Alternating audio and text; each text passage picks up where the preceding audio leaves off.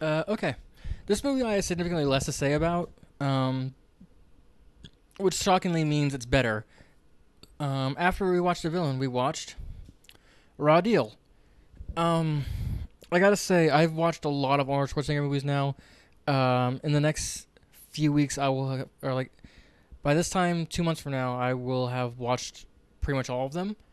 Um, I gotta say, this is probably his most generic, like least offensive, I guess, of all the one compared to like other stuff I've seen. But this is easily the most like what's even the point here?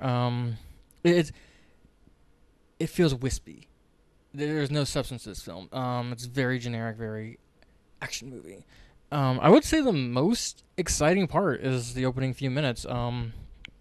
So some mobster dudes go to like this cabin in the woods to murder a witness who's in Witsec, and they kill a bunch of FBI agents and stuff, whatever. And it's genuinely a pretty exciting scene. There's some gunfights. Like, oh, it's cool. And this is where things get like interesting because one of the FBI dudes, they not interesting, but like confusing, confounding, interesting to talk about. But one of the FBI dudes, they murder his father. Was like also superior, whatever, and he's like, oh, vowing vengeance. So instead of getting vengeance himself, Arnie plays an unrelated character, unrelated to this case at all, um, who used to be like a big city cop, and then he got suspended for like excessive force because he beat up a pedophile, and you're supposed to like, I shouldn't have said that word, whatever. Fucking algorithm. But you're supposed to be like, oh yeah, cool, it's great that he beat that guy up. It's like in the '80s, you're supposed to root for the cop to be excessively violent to suspects. Whatever. Gonna move past that. So he got suspended for excessive force and like fired from like big city copping and had to go to a small town to do cop stuff there. And this FBI dude like hires him, I guess, or like enlists him to get revenge and like bring down the mob from the inside. So without giving his wife a heads up, like, don't worry, they established early on his wife sucks, so you don't have to feel bad about this. Um, he fakes his death and like becomes a new person or whatever, and like infiltrates his way into the mob to like destroy them from the ground up or whatever.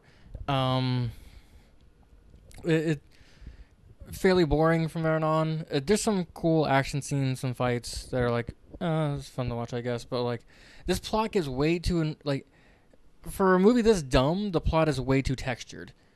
Um, there's people like going against each other and like double crossing. It's like it's not done smartly. It's done dumbly, dumb, um, like that.